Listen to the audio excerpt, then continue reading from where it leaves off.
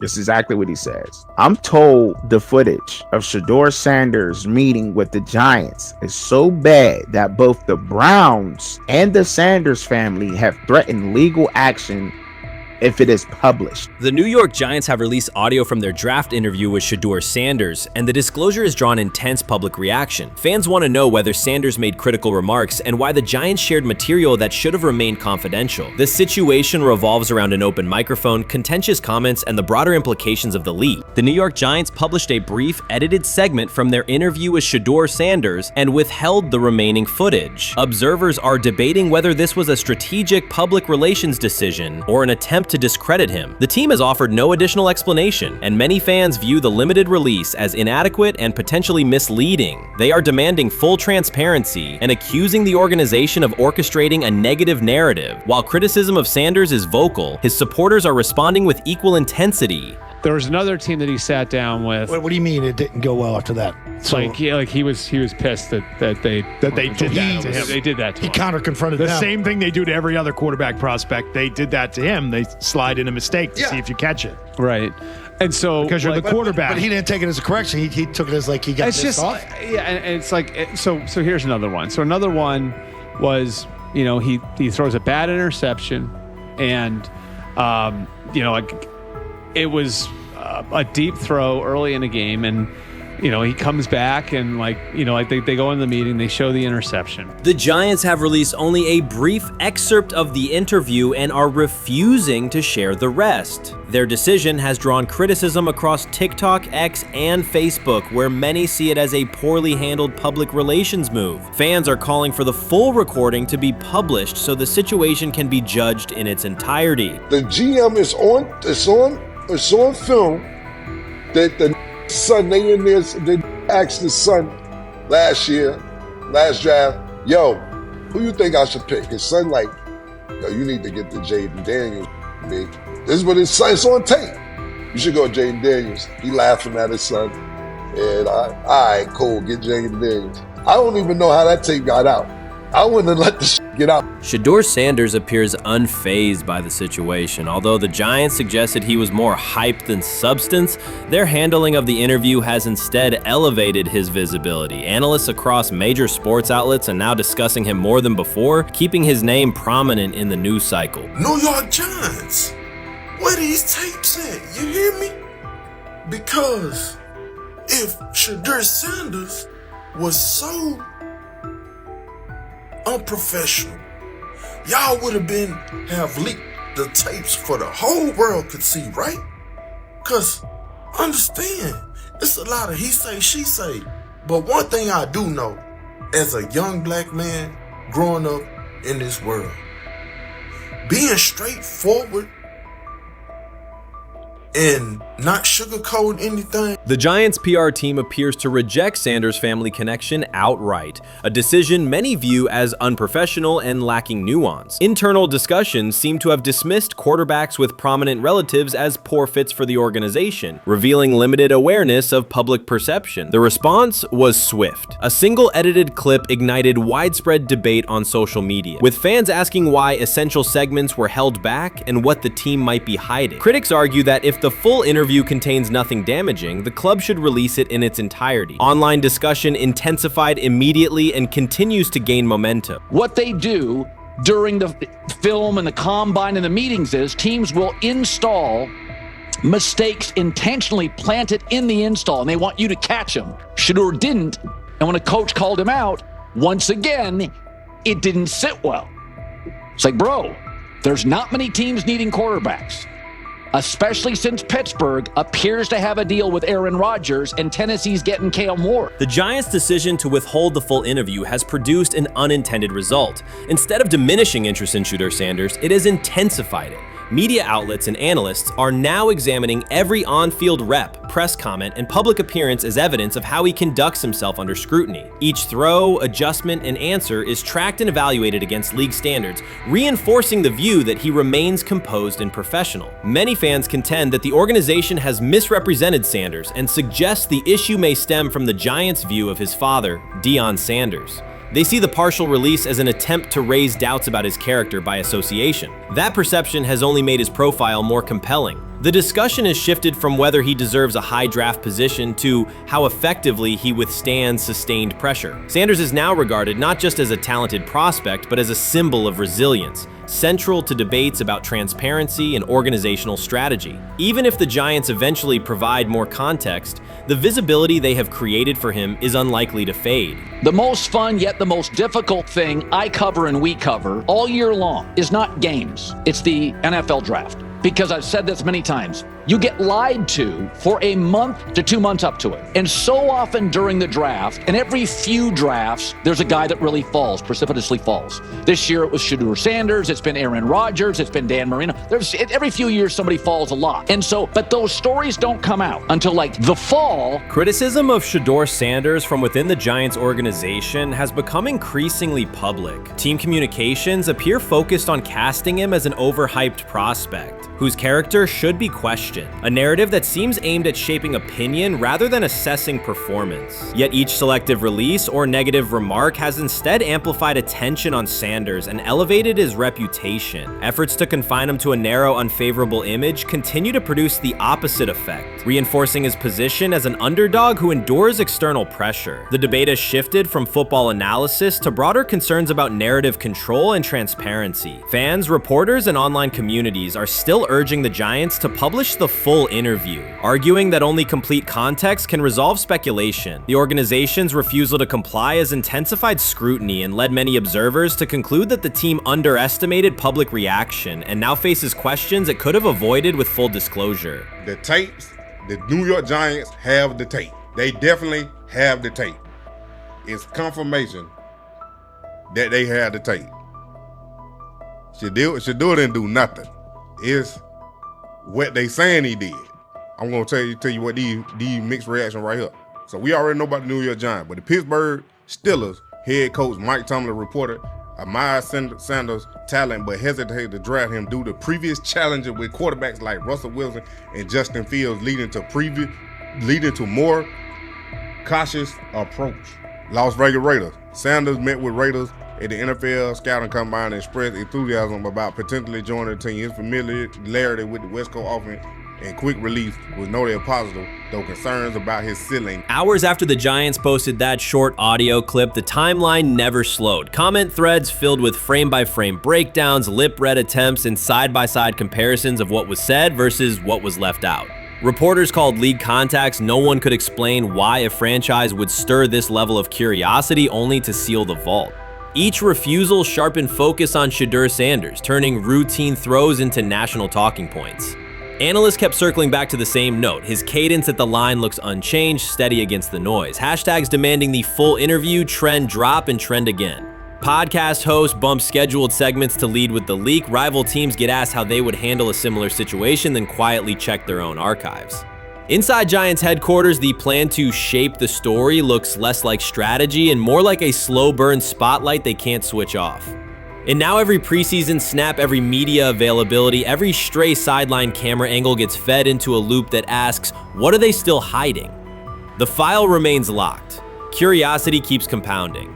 Until someone presses upload or steps to a podium and explains the redactions, the subject drifts away from depth charts and play design, fixing instead on secrecy, control, and the risk of underestimating how fast attention turns pressure into permanence. Momentum isn't fading, it keeps recalibrating, louder, impossible to mute. So the Shedeur Sanders, I want to talk about this. So here's a prime example. Shedeur Sanders, they had 3-day mini camp for the Cleveland Browns. And now, Jimmy Haslam actually has some money.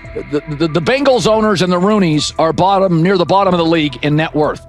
But what the Browns have is what I would call the Buffalo Bills used to have this years ago, pre-Josh Allen. What are Browns veterans saying about Shedeur Sanders behind closed doors? According to internal discussions, the feedback goes beyond casual praise. Several veterans describe his performance as franchise level. Private locker room conversations compare his command of the offense to established starters. And one senior assistant reportedly called him Sunday ready after a single walkthrough. The consensus is that front office staff and coaches have taken serious serious notice. Inside the Browns facility, informal conversations circulate among players and coaches. These remarks carry significant weight in personnel evaluations and often influence practice rotations. When veterans speak this strongly, the message typically reaches decision makers quickly, especially during roster planning. In short, the internal perception of Sanders is already affecting how the staff views the current quarterback depth chart. Browns vets kind of weigh in on Shedeur Sanders and how he's been since he arrived in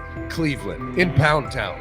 And I think it's very, very important that we discuss it, because it'd be really easy for these vets to, this wasn't like a on-the-record interview. This is just kind of back channels into what the vets are saying, the rumors, but the sources telling us. And we have a couple quotes, but Shedeur Sanders, Cleveland Browns, it seems like it's going well. And it's almost like you don't want to talk about it. At the center of the growing internal buzz is Shedeur Sanders, the rookie who entered Berea with late-round expectations but is being discussed privately as a potential long-term starter. This is not a routine camp tale about an extra arm taking practice snaps. Sanders has seasoned teammates, players with playoff mileage, quietly reassessing his ceiling. Observers who overlook these conversations risk missing one of Cleveland's most deliberate personnel moves in years. Sanders is not on the roster because of his surname. The Browns reviewed their quarterback depth, weighed costs, and chose a controlled, development-oriented option they believe can stabilize the position. His presence is already changing practice dynamics. Veterans notice his pocket awareness, adjust routes to his timing, and acknowledge that he processes coverage at an advanced level for a first-year player. Leadership patterns in the huddle feel different. Sanders delivers with precision and composure that challenge defenders to reevaluate their calls. The strategic upside is clear. A 4-year rookie contract offers cap flexibility while other franchises cycle through expensive stopgaps. Coaches and front office staff view Sanders as a calculated investment, not a publicity experiment. Outside chatter still focuses on Joe Flacco's age or Kenny Pickett's development. Inside the facility, however, veterans pause film sessions to dissect Sanders' ball placement and progression speed. Position coaches highlight clips where he works through reads decisively and delivers on time, traits rarely attributed to rookies. Sanders' confidence is measured rather than theatrical. He moves as though the NFL tempo is familiar, and that calm spreads across the roster. Experienced defenders are rechecking the depth chart and asking if the quarterback competition is tighter than publicly acknowledged. Great kid, and whether it's a following that he's earned, I mean, that's something that he's done a great job of interacting with fans, and but he is a great kid. You guys will get to know him more. He's working like crazy, just like all the guys. He's another young man. These rookies, my office is downstairs. As they got to walk by my office as they come in. They come in early. And Shedeur, just like all those guys, he's in there early. He's getting his work done. He has not yet secured the starting job. Evaluations so far come only from brief practice periods, no comeback drives, no national headlines, just steady execution in shorts and helmets. In a league that celebrates splashy debuts, Shedeur Sanders is earning trust rep by rep. Veterans typically withhold judgment until late in camp, yet several are already studying his footwork and timing, which suggests genuine respect. Inside the building, coaches sense that the Browns may have finally found a stabilizing presence at quarterback. Cleveland's recent history underscores why this matters. The team has started 9 quarterbacks over the past 2 seasons, an indicator of instability rather than depth. Sanders arrives with composure, arm strength, and a well-known surname, so any sign of readiness is magnified. Financial context also plays a role. The Browns are allocating a significant portion of the salary cap to Deshaun Watson, whose performance has not matched that investment. To manage costs, the front office signed 4 additional quarterbacks on low-impact contracts. Together, they account for far less than Watson's annual cap figure. If Sanders continues on his current trajectory, that structure could give Cleveland both competitive clarity and much-needed financial flexibility. He's the only person who's come out and say, hey, man, this dude look kind of good, man. Let me tell you what I heard. A lot of people reaching out to players in the locker room and stuff. To me, I think this is it's a red herring. Like, I'm supposed to suspend myself to disbelief that he was going to look bad. I've never expected him to look bad to start with. The 5th round quarterback stuff, that's involving perceptions, pre-draft analysis, and other teams Cleveland's veterans have endured every kind of quarterback turmoil, poor reads, major injuries, shaken confidence, and sideline disputes. When a young quarterback like Shedeur Sanders steps in and appears composed rather than overwhelmed, people notice. The attention comes not just from coaches and reporters, but from the linemen and defensive leaders who have watched previous backups struggle. They are not exchanging doubts, they are sharing nods of approval. Sanders demonstrates instinctive pocket awareness, reliable accuracy, and steady poise, qualities that quickly circulate through team conversations. After years of instability under center, the Browns need someone who can remain calm and effective deep into the season. Although expectations have fallen over time, genuine interest is growing. Praise is coming from teammates who rarely commend anyone unless his performance demands it. The rumors have ended. The decision is public. Cleveland Browns owner Jimmy Haslam has informed every level of the organization that unless an unforeseen injury intervenes, Shedeur Sanders will start at quarterback in week 1. The announcement is not an informal suggestion or a quiet push in the background. It is a direct order. Multiple independent reports, amplified most visibly by Colin Cowherd, confirm that Haslam delivered the directive himself. From the owner's viewpoint, the logic is simple. No one else on the roster offers the same combination of talent, leadership, and long-term upside. Joe Flacco is approaching the twilight of his career. Kenny Pickett has shown flashes but remains inconsistent. Dillon Gabriel, taken in the 3rd round, is a developmental project. By contrast, Haslam believes Sanders can alter the franchise's trajectory immediately, and he refuses to allow internal hesitation to stall that possibility. The standoff traces back to April. General manager Andrew Berry and head coach Kevin Stefanski entered the draft wanting a low-profile prospect who would fit quietly into the existing depth chart. They prioritized scheme familiarity, modest public attention, and a clear developmental timeline. When the board lined up, they reached for Gabriel in round 3, reasoning that an early investment would justify keeping a rookie on ice behind the veterans. But Sanders continued to slide, first through day 2, then deep into round 5. Haslam watched the names come off the board, convinced the league's bias against Deion Sanders' outspoken son was obscuring legitimate first-round talent. When Cleveland's 5th-round pick arrived and Sanders was still available, Haslam intervened. He did more than approve the choice, he overrode the original plan, making it clear that the organization would select Sanders and give him every chance to compete. From that moment on, the Browns' internal narrative splintered into 2 camps, those ready to accelerate around their owner's vision and those still trying to protect their original approach. Once rookie minicamp began, Sanders erased much of the speculation. He commanded huddles, processed coverages quickly, and delivered throws with anticipation that belied his draft slot. Teammates noted his willingness to accept blame for missed timing, then correct the error without dramatics. While Flacco and Pickett split most first-team reps, Sanders treated limited opportunities as full-speed auditions. During organized team activities, he identified blitz looks, redirected protections, and consistently found his second read when the primary route was covered. More than one defensive veteran told local reporters that Sanders looks like the best arm in the building. That assessment forced Berry and Stefanski to reevaluate their timetable. They could no longer label Sanders a long-term project without contradicting on-field evidence. Drafting Gabriel 2 rounds earlier had provided the staff an excuse to slow roll Sanders' ascent. Coaches could point to investment cost, meeting room familiarity, and installation comfort to justify Gabriel's snap share. Yet each practice rep in which Sanders outperformed the 3rd rounder weakened that shield. Behind closed doors, position coaches began requesting more Sanders film for cut-ups, and offensive assistants quietly shifted meeting questions toward concepts the rookie already executed well.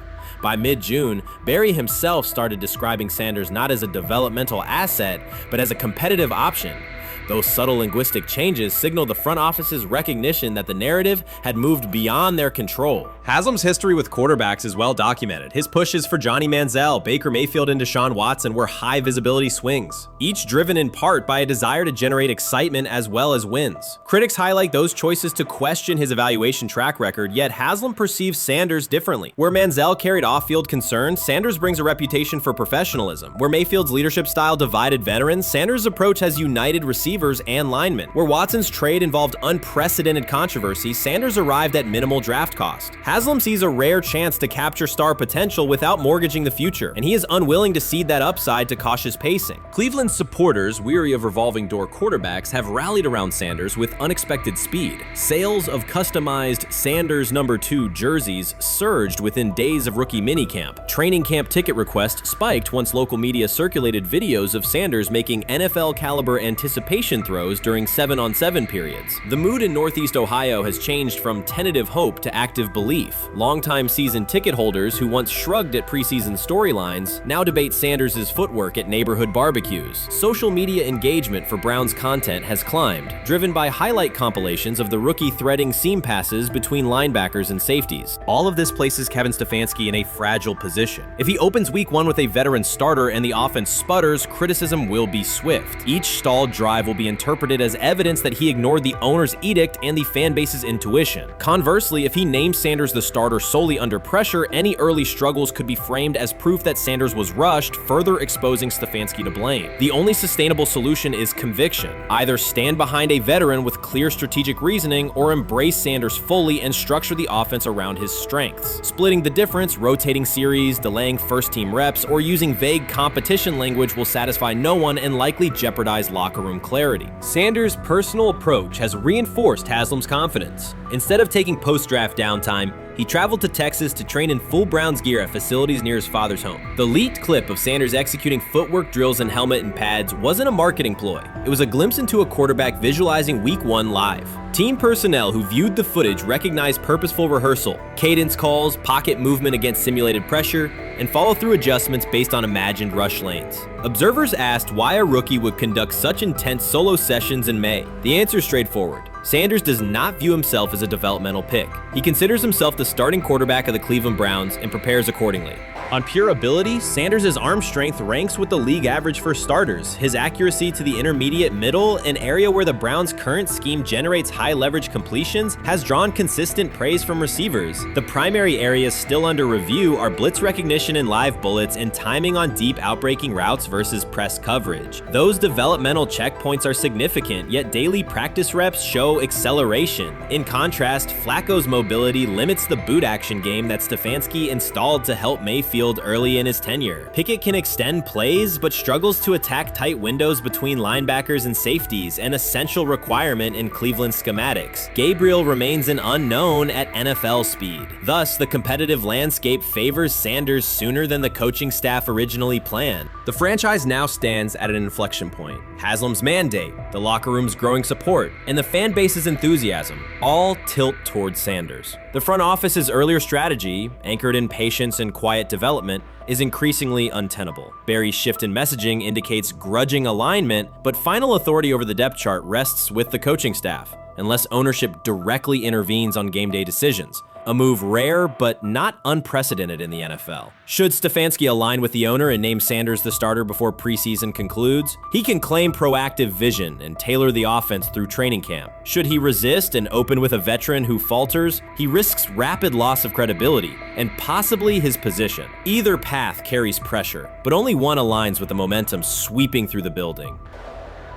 For 2 decades, the Browns have cycled quarterbacks without securing a stable star. Each new hope, whether draft pick or trade acquisition, has collapsed under injuries, inconsistency, or organizational disarray. The possibility that Sanders could finally anchor the position is not merely a football storyline. It is a potential cultural reset for a fan base defined by resilience. Haslam's insistence reflects that awareness. Cleveland needs a leader who can win on Sundays and project confidence every other day of the week. Sanders has shown he can shoulder expectations without retreating from scrutiny. That trait, more than arm talent alone, is why the owner views him as indispensable. Voluntary workouts transition to mandatory minicamp next week. If Sanders receives a substantial share of first-team snaps, observers will interpret it as the staff's acknowledgement that the competition is tilting decisively.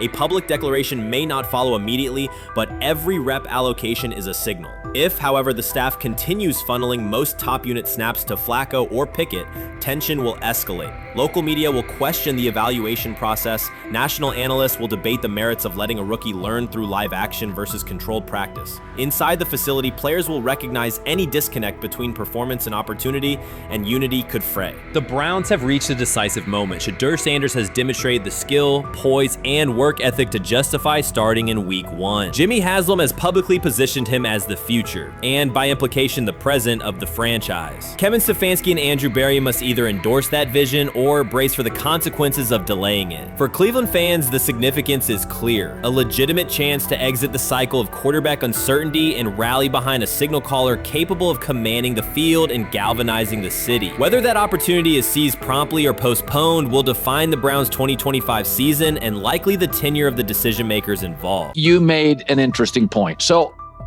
I tend to have the drip, drip, drip. This was my Johnny Manziel theory, is that everybody makes mistakes, especially when you're young.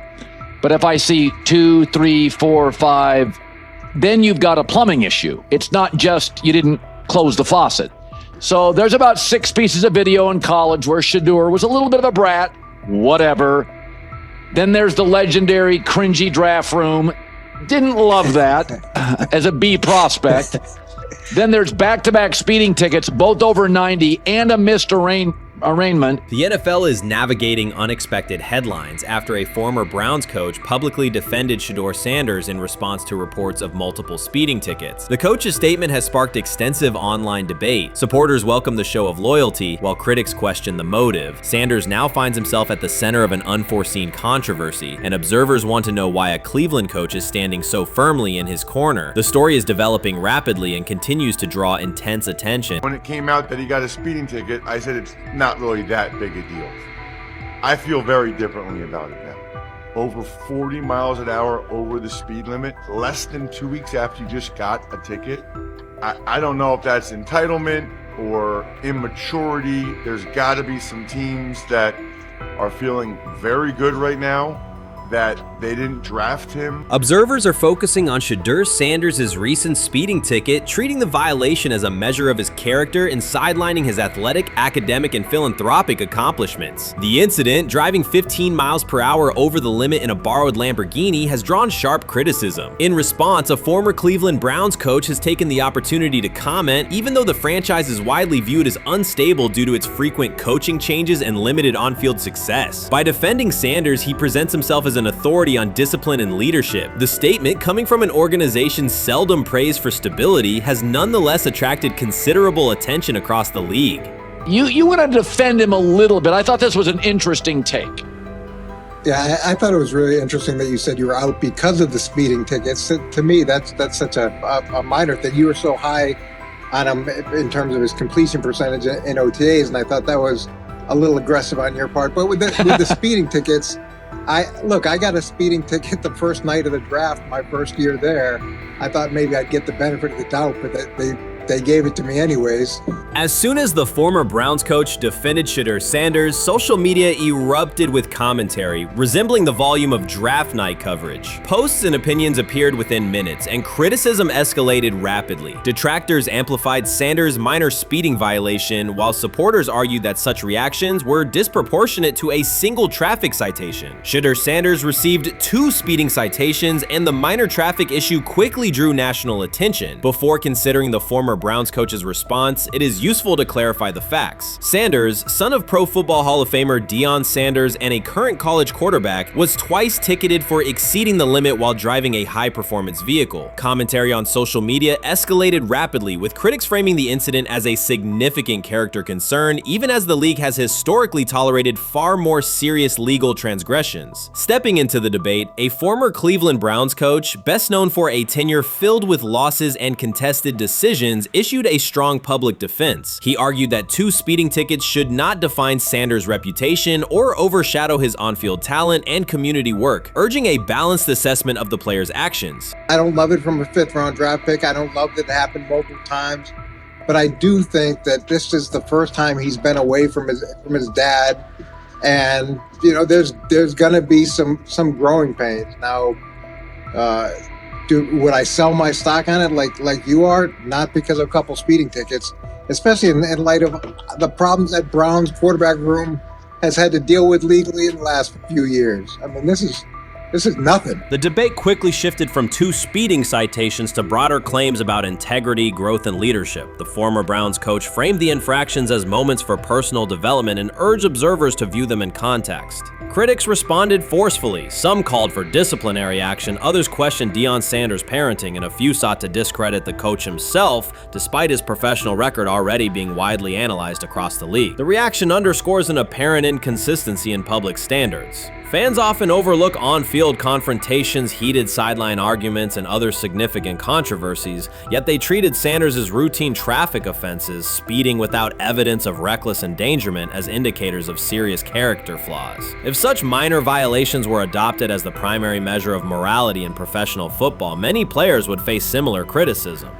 Sports media amplified the story almost immediately. Television panels dissected Shedeur Sanders' decision-making, treating 2 speeding tickets as indicators of deeper character concerns. Networks aired detailed segments under banners such as red flags and road rage, repeatedly questioning whether the citations might affect his draft evaluation. Although Sanders is already regarded as a first-round prospect, analysts emphasize that NFL teams value discipline and legal awareness when forming final assessments. Many commentators overlook the fact that other high-profile players have faced more serious offenses without similar scrutiny. Throughout the coverage, the former Browns coach defended Sanders, portraying him as a talented quarterback subjected to disproportionate criticism in a culture that expects near-perfect conduct. His argument was thorough and methodical, asserting that the traffic violation should not overshadow Sanders' skills, work ethic, or future potential.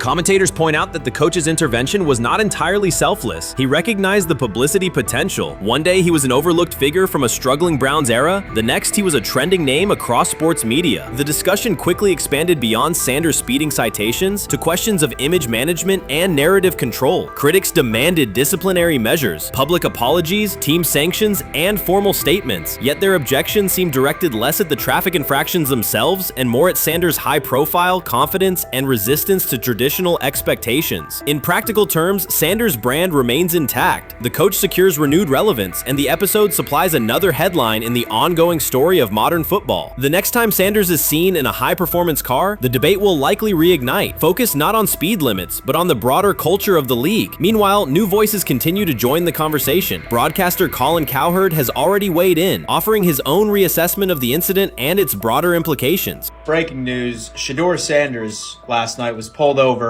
going 100 miles per hour. All right, he clocked 101, 41 miles an hour over the speed limit in Cleveland. He will have the opportunity to fight the ticket in court. Now, I'm not exactly sure where he was pulled over, whether or not that it was in Ohio or whether or not that it was in his home state. But typically when you're going 40 over, that's flirting with the line of reckless driving. Folks, I gotta tell you, I don't understand what it is with these young men driving at absurd speed. Colin Cowherd's view of Shedeur Sanders shifted abruptly. Days after praising the quarterback's poise and skill, he appeared on air to declare that Sanders is overhyped, unfocused, and distracted by celebrity. The reversal was immediate, without any gradual reconsideration. Cowherd now frames Sanders' 2 speeding tickets as evidence of poor judgment, even though he has defended other quarterbacks facing far more serious off-field issues. The sudden, wholesale withdrawal of support leaves viewers questioning the consistency of Cowherd's criteria and illustrates how quickly media narratives can change when minor incidents receive outsized attention. This is okay. nothing. Okay. How much of this is? I mean, Jimmy Haslam has his hands all over Manziel, has his hands all over Deshaun Watson. Admitted it, man enough to admit it. I saw the reaction in the draft room when they took Shedeur Sanders. It's pretty obvious it wasn't the coach and the GM's pick. How much is this? This team has 8 last place finishes in 13 years owning it. How much of this is we don't have a very good owner here like Washington, D.C. and the Commanders? Yeah, I didn't love the owner stepping in and saying, hey, you got to take this guy in the 5th round.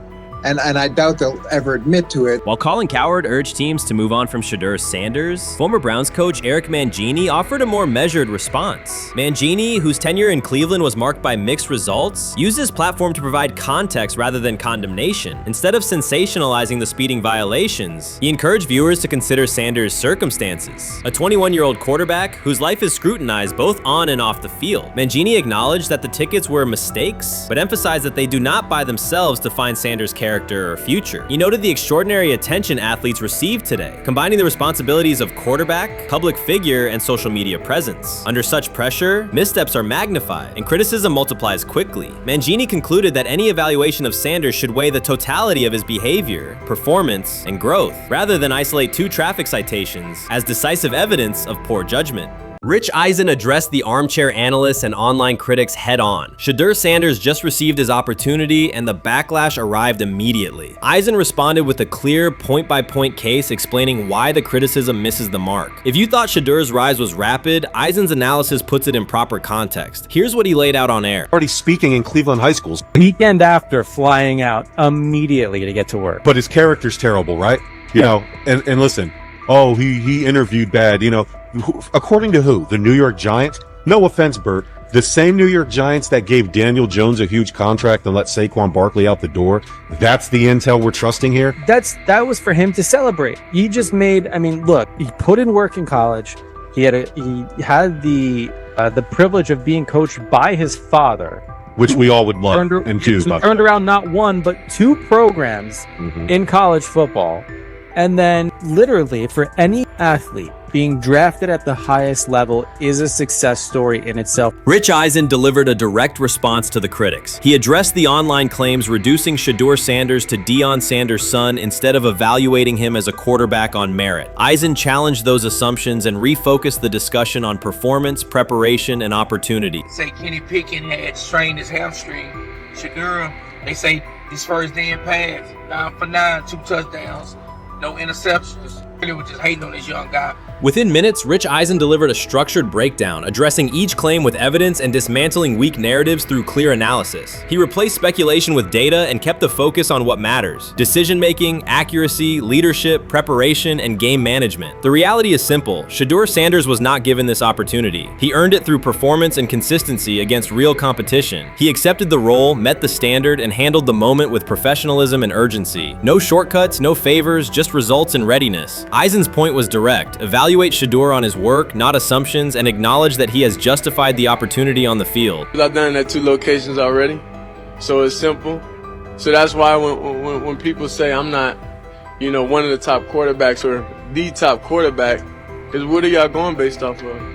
Because I did it year after year after year, and you see the progression. So it's like, obviously, it got to be some type of external hate that you have for the family, for the last name, for anything, because I know I proved myself. While many were still debating whether he was NFL ready, Shedeur Sanders stepped onto the practice field and operated like a clear QB1, setting protections, controlling tempo, and executing the plan. The narrative that he is just flash, media attention, or his father's influence does not hold up against his work in installs, progressions, and situational drills. What he showed was composure, efficiency, and command of the offense. He processed quickly, protected the football, and delivered on-time throws, demonstrating preparation and control. I'm a firm believer. If I wanted Shedeur Sanders at 2, at worst at 33, of course I already think that he's better than other quarterbacks, because that's the type of talent. That's where I would have picked him at.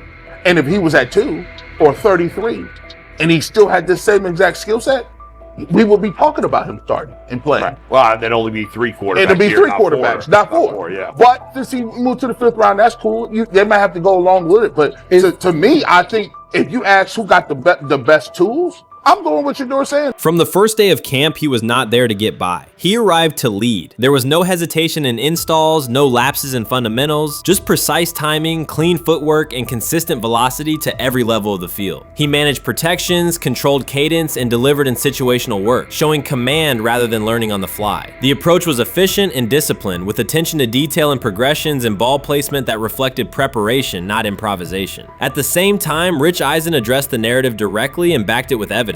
He laid out clips, context, and performance markers to cut through speculation. Eisen emphasized that Shedeur Sanders did not step into this moment because of publicity. He built toward it through sustained work, resilience, and results. The background, media readiness, high football IQ, and a professional approach was developed over years, not days, and it translated to immediate operational control of the offense. The resistance came from familiar places. Some in the traditional guard still framed mobile quarterbacks as limited and expected the nepotism label to define him. That view did not not hold up against what was on the field. Composure under pressure, secure decision-making, accurate throws into tight windows, and consistent execution in red zone and 2-minute sequences. Eisen's point was clear. Evaluate Shedeur Sanders on performance and readiness. The evidence shows he earned the opportunity and is meeting the standard with accountability and consistency. Yeah, teams didn't draft him because they didn't think he was first-round talent. And the quote we played and that's on the screen, I think is flatly wrong. We all know this shouldn't have happened. Yes, it should have. It should have happened because this wasn't. Now, again, teams can be wrong. The league as a whole can be wrong.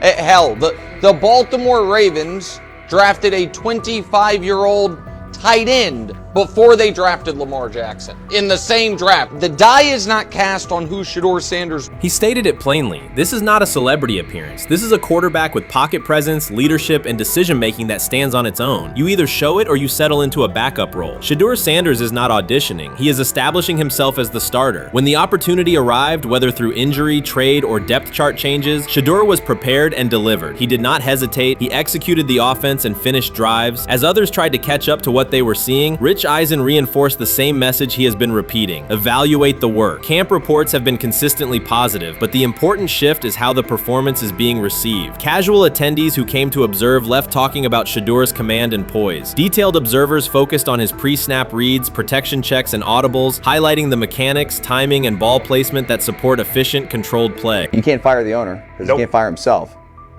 Yeah, someone's head's going to roll, unfortunately, in this situation. It's probably Stefanski and Barry. I saw on The Athletic. I don't think that's fair, by the way. Stefanski, that part.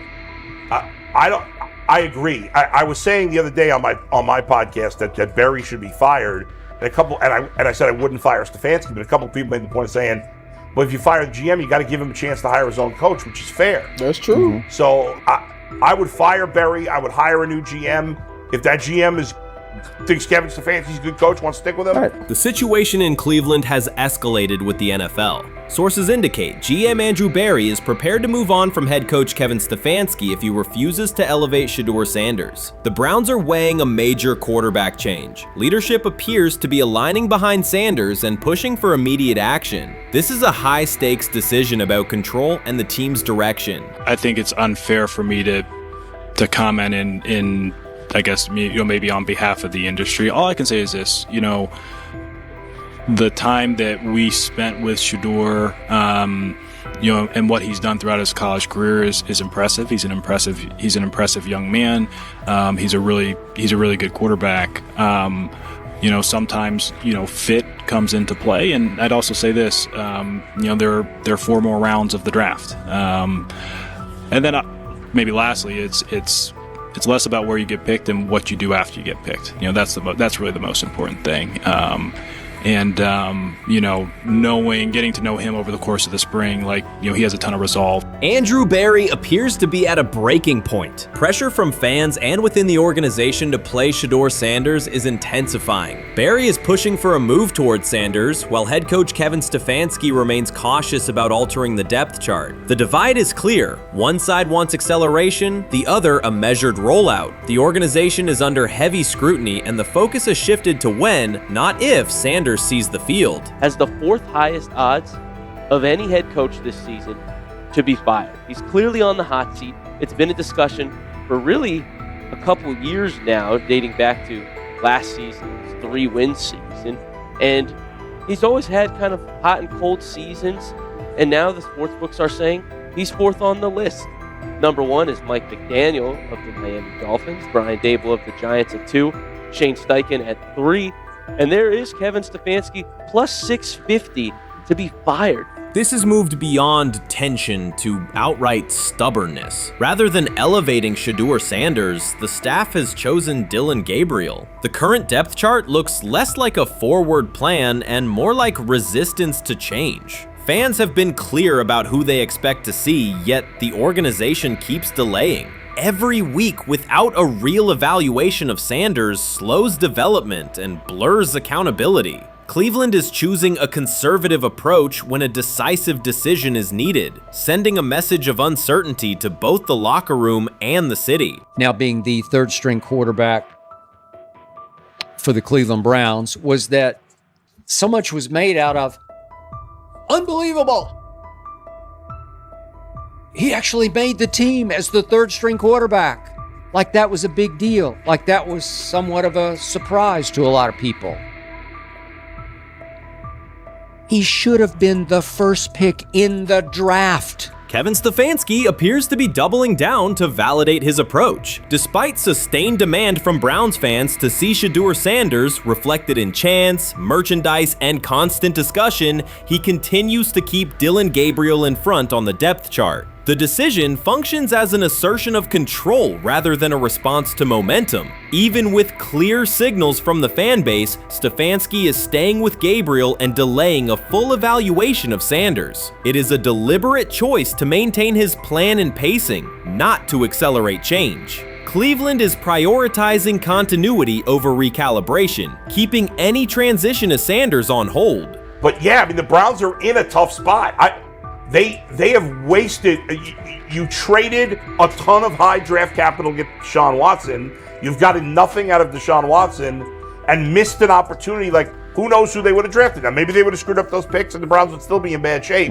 Andrew Berry is likely frustrated watching Dillon Gabriel default to conservative throws while the offense stalls. From a football perspective, this appears to be the hill Kevin Stefanski is choosing to stand on. Keeping Gabriel ahead of Shedeur Sanders has limited the unit's explosiveness and prevented a full evaluation of a higher ceiling option. Drives end quickly, field position flips, and momentum is lost while Sanders remains on the sideline. Fan patience is wearing thin. Each ineffective series intensifies criticism and shifts scrutiny toward the coaching staff's criteria for the depth chart. With every additional snap for Gabriel, the decision reads less like an open competition and more like rigid adherence to a plan that isn't producing results. The optics are clear. A dynamic quarterback sits while a cautious approach keeps the offense in neutral. If this continues, accountability questions will grow inside and outside the building. What performance benchmarks keep Gabriel ahead of Sanders? When will Sanders receive first-team reps in live situations to allow a fair comparison? The front office must decide whether to preserve continuity or pivot toward a timely assessment of Sanders. The longer the current approach stays in place, the more it signals stubbornness rather than adaptation, and the more pressure mounts to realign the plan with on-field output.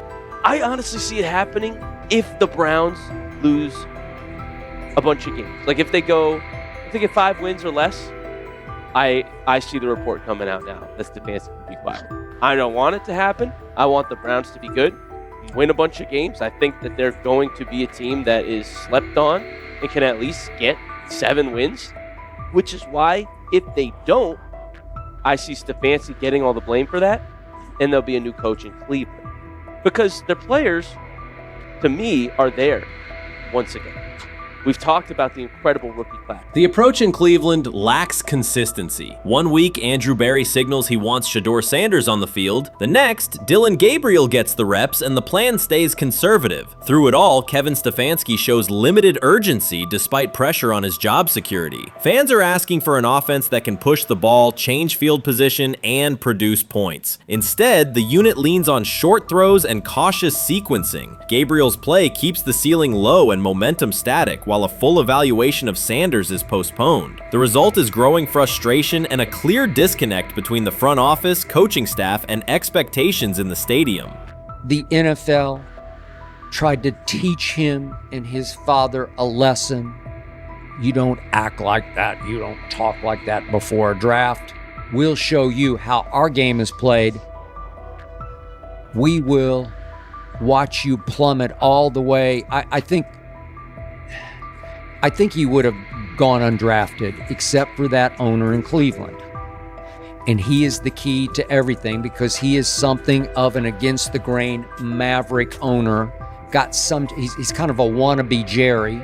Fan speculation is growing. Some believe Kevin Stefanski lacks confidence in Shedeur Sanders. Others think he's prioritizing Dillon Gabriel for reasons unrelated to performance. A more extreme view claims Stefanski is manipulating outcomes to secure a buyout. Whatever the motive, the risk is clear. This approach is straining his relationship with GM Andrew Berry and alienating the fan base. Pressure is rising, Berry's patience is running out, and supporters have shifted from requesting requests to demands. If the current plan continues, calls for a change in quarterback and accountability will intensify. Shedeur Sanders did not treat day 4 of Browns training camp as anything other than work. He completed 8 of 11 passes with 3 touchdowns, operating with control and accuracy throughout the red zone periods. The throws were varied, a well-placed ball to rookie Luke Floria that led him across the goal line in stride, a firm throw to Cade McDonald over middle after a quick read, and a tight window completion to Deontay Johnson at the back of the end zone with 2 defenders closing. The sequence showed timing, poise, and placement under pressure. While national attention centered on Joe Flacco's underneath completions and Kenny Pickett's option and rollout periods, Sanders produced scoring plays on schedule. The performance was not the product of broken coverages or end-of-period reps. It came within structured work with defenders in position and the offense executing standard progressions. The accuracy rate, 8 completions on 11 attempts, reflected consistent mechanics and decisions. The operation was steady from huddle to snap to finish. Despite that session, the distribution of first-team snaps did not change. Camp logs indicated that Pickett and Dillon Gabriel continued rotating with the starters, while Sanders remained primarily with the second unit. With the first preseason game approaching, that choice drew more attention from observers who expected productive days to be followed by expanded opportunities. The question surfaced again: what additional evidence is required to evaluate Sanders with the top group? The 3 touchdowns illustrated different aspects of his profile. On the throw to Floria, Sanders used a measured trajectory to lead the receiver away from contact and into the end zone. On the ball to Johnson, he identified leverage, held the safety with his shoulders, and delivered to a precise spot at the back line. On the throw to McDonald, he eliminated the first read, reset, and drove the ball into the window before the hook defender could squeeze it. Each score reflected a particular tool: anticipation, manipulation, and velocity within standard timing. Comparisons to the other quarterbacks were straightforward. Pickett produced 2 touchdowns but placed 1 late ball that exposed a receiver to contact near the goal line. Gabriel accounted for 1 score, with additional gains coming on checkdowns and designed movement. Flacco advanced the ball in short increments without finishing drives during the same period. Sanders converted opportunities into points repeatedly and without turnovers. The rotation, however, remained unchanged. Head coach Kevin Stefanski and the staff continued to allocate first-team work to the same group, describing the process as an open evaluation. In practice, that has meant extended starter reps for Pickett and Gabriel, veteran scripts for Flacco, and second unit periods for Sanders. The disconnect between output and opportunity was notable, particularly given the stated goal of reaching an early decision at quarterback. When asked about the timeline recently, Stefanski said the preference was to decide sooner rather than later, an acknowledgement that the window for assessment is limited as preseason approaches. Speculation about motives is common in such situations. The discussion has included references to front office perspectives and ownership influence. Owner Jimmy Haslam is widely viewed as supportive of drafting Sanders. General manager Andrew Berry is known for prioritizing fit, traits, and process within the roster building model. Stefanski reports to Berry, and the practice plan reflects coaching evaluation within organizational parameters. None of that guarantees any outcome. It does explain why rotations can remain conservative even after strong individual periods. Regardless of internal views, the most useful next step for the evaluation would be a defined set of first-team snaps for Sanders to put comparable tape next to his peers.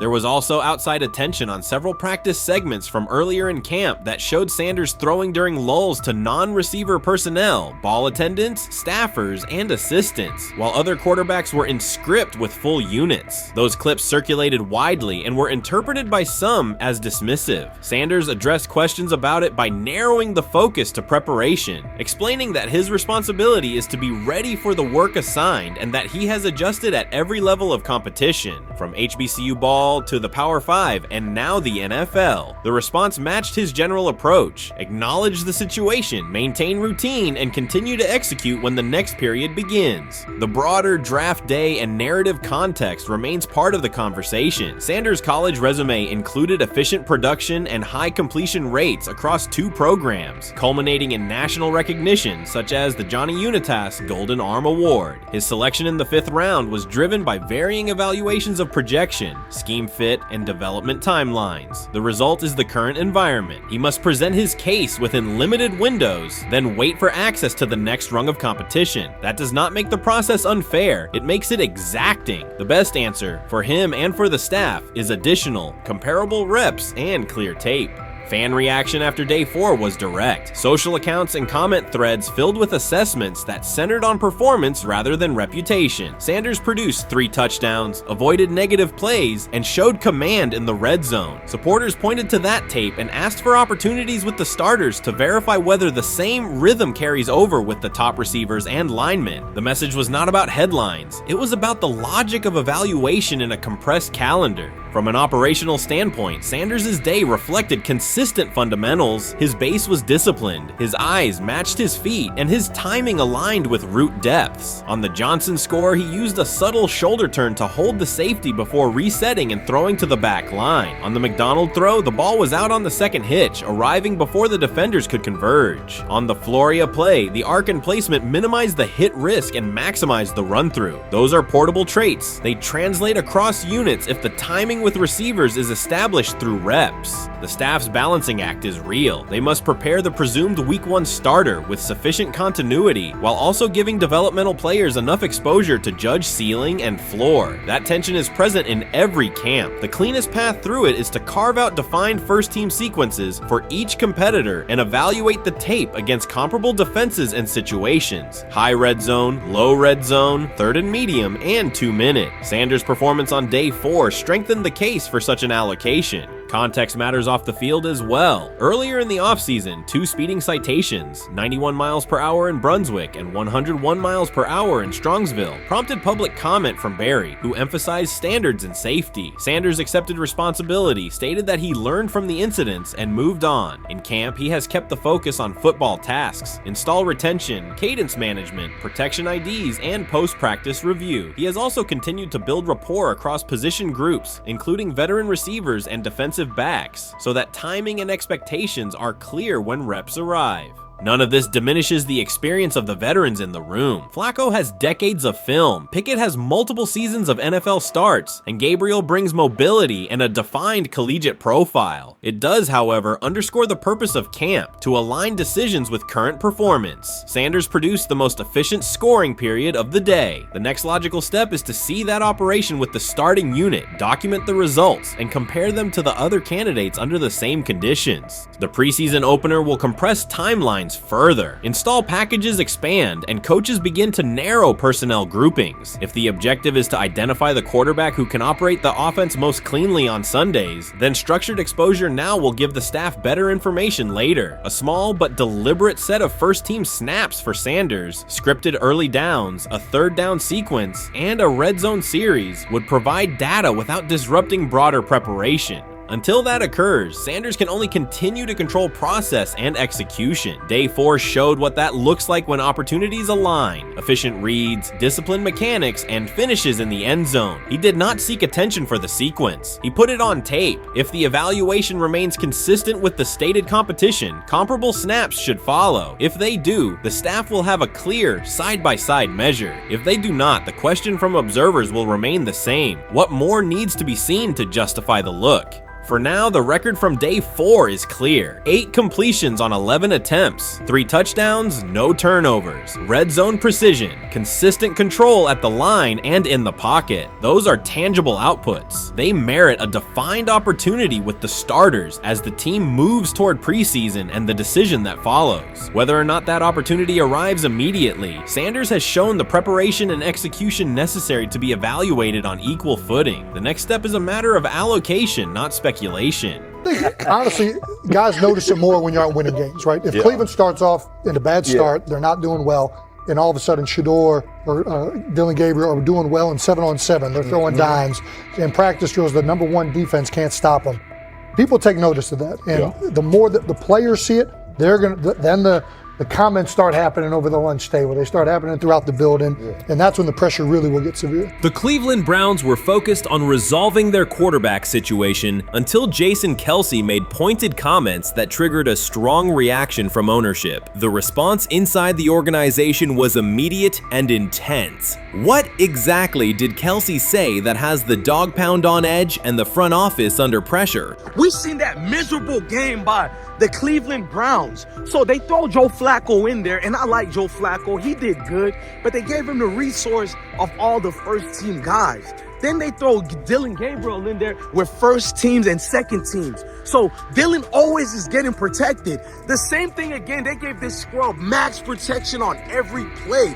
Yeah, he completed some passes, but let's talk about his mistakes. He's still inconsistent with his throws, but he at least had max protection. The Cleveland Browns continue to be defined by inconsistency and avoidable setbacks. Even as fans hoped the organization had turned a corner, Jason Kelce, fresh off retirement, offered a direct critique that reignited doubts about the team's direction. His remarks implied the franchise's structure and decision-making remain unstable and recent progress may not hold. The takeaway for leadership is straightforward. Identify core issues, align on a coherent plan, and execute with discipline. For supporters, it's another sign that the problems run deeper than a single season. They throw Shedeur Sanders in there with the lowest cab drivers you couldn't even get on 5th Street.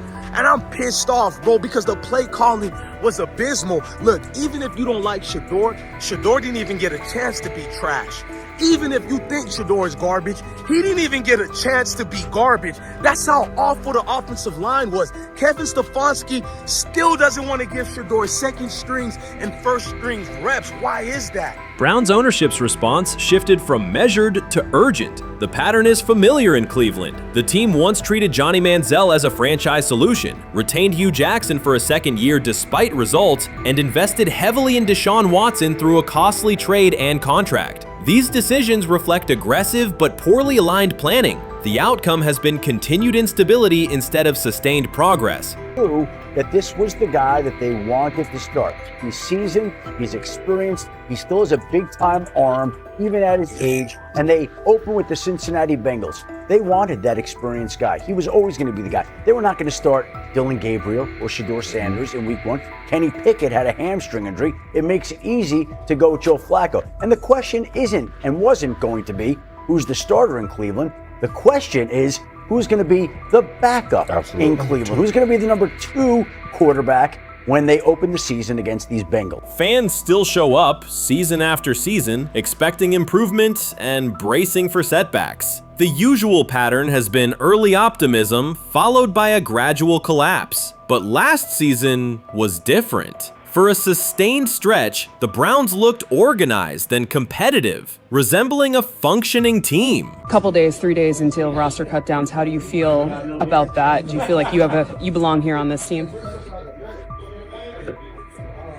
Obviously, I think overall as a player, I feel like I put in the work. I feel like everything I do, I try to do it to my best, and that's all I ask for. So I feel like everybody feels like, they should be on the team, and if you ask anybody on the team, would they feel like they belong, in their own eyes. So I feel like I do, but I'm my own player, I think about myself in a high regard. The front office entered the offseason confident. Kevin Stefanski was being praised and the Dog Pound believed the team had made real progress. Then Jason Kelce delivered a pointed assessment that cut through the optimism. Fresh into retirement, the former Eagles All-Pro and Super Bowl champion said Cleveland still looks like a team patching over issues rather than building a durable contender. Kelce's view was direct. The Browns' structure is fragile, and the roster is too dependent on perfect health at quarterback. He argued the team is one injury away from losing continuity and sliding backward. Because Kelce has operated inside a stable, championship-level organization, his comments carried weight with players, media, and fans. The reaction was immediate. People took his critique seriously, not as outside noise, but as an informed evaluation of how a successful team should be built. Ownership also felt the impact. Jimmy Haslam's response shifted to urgency, a sign that leadership recognizes the stakes.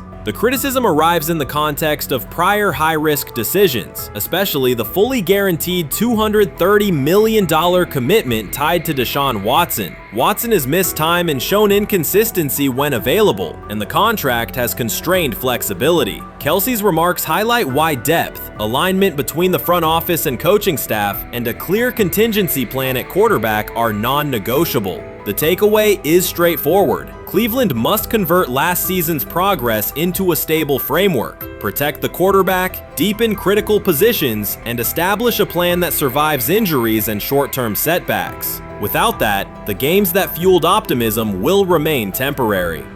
If you're a betting man, who do you think starts for the Browns at quarterback? Okay, this is the situation. Kenny Pickett, they actually traded for him. Joe Flacco, no one's bringing Joe Flacco in the building thinking Joe Flacco's going to be the starter. If Joe Flacco is your starter, you got a problem. You have a huge problem. And if they were saying Shedeur was the starter as the 5th rounder, you got a real problem too, because he passed over all these guys in these reps in the offseason in shorts, in bikini shorts, Speedos and stuff. Like, no. That kind of stuff. So I'm not that surprised. When you put down a 3rd round pick on a quarterback, you do believe he has a certain skill set. Jason Kelce stated the obvious. Cleveland committed to a quarterback who hasn't played at an elite level in years, and Joe Flacco's playoff run didn't change the long-term outlook. Ownership appeared more upset that the criticism was public than by the substance of the critique. Many fans agreed. They've seen this pattern before. Rosters age, injuries are inevitable, and when a single contract dominates the cap, one setback at quarterback can undermine the entire season. Kelce's broader point was about structure. The Browns prioritized the high-cost, uncertain starter over depth and contingency. The late-season surge masked issues that remain: limited cap flexibility, thin depth at key positions, and an offense that lacks a credible plan B. Fans recognize how quickly a strong defense can decline with injuries, and how an offense without redundancy stalls. The AFC North raises the stakes. Baltimore with Lamar Jackson sustains a top standard. Cincinnati with Joe Burrow returns to contention when healthy. Pittsburgh rarely slips below .500 under Mike Tomlin and wins with defense and consistency. In that environment, Cleveland can't rely on perfect health or peak form from one player. The path forward is clear. Diversify cap allocation, reinforce the offensive line and receiver depth, carry a legitimate backup plan at quarterback, and install a scheme that functions regardless of who is under center. Given what we saw yesterday with Shedeur Sanders, somebody on the Cleveland Browns is 100% getting fired, probably by the end of this year. The person who's probably going to end up getting fired is Kevin Stefanski, because I know that he didn't want Shedeur Sanders on the team. It was Andrew Berry who made that pick. You can't really go against your GM. Bad things happen in this situation. But Shedeur Sanders is not without fault for what we saw yesterday. This is the play that we saw yesterday that has the internet just exploding, where Shedeur Sanders took like a 24-yard sack. Half of the internet is saying that this is all Kevin Stefanski's fault. Cleveland showed progress last season, but the underlying concerns remain. Jason Kelce highlighted them directly. The Browns' long-term plan is fragile, cap-constrained, and overly dependent on perfect health at quarterback. His comments focused attention on structural issues, roster depth, continuity in coaching, and a sustainable offensive approach, rather than a single hot streak. That criticism resonated because it reflected what many around the league already see. Ownership's reaction underscored the sensitivity. Jimmy Haslam has presided over frequent coaching and quarterback changes, and external scrutiny carries weight when it comes from a respected veteran with championship experience. Kelce's remarks reinforce that last year's Joe Flacco stretch was a short-term solution, not a foundation. The team still needs a durable plan that can withstand injuries and inconsistency. The practical takeaway is clear: stabilize the system, diversify cap usage, and build depth at key positions so the offense functions regardless of who is under center. That includes a coherent development pathway for younger talent such as Shedeur Sanders, with defined practice reps, protection, and scheme alignment. Kelce didn't say anything outrageous. He articulated the gap between a brief surge and a credible long-term contender. I have the faith of a mustard seed.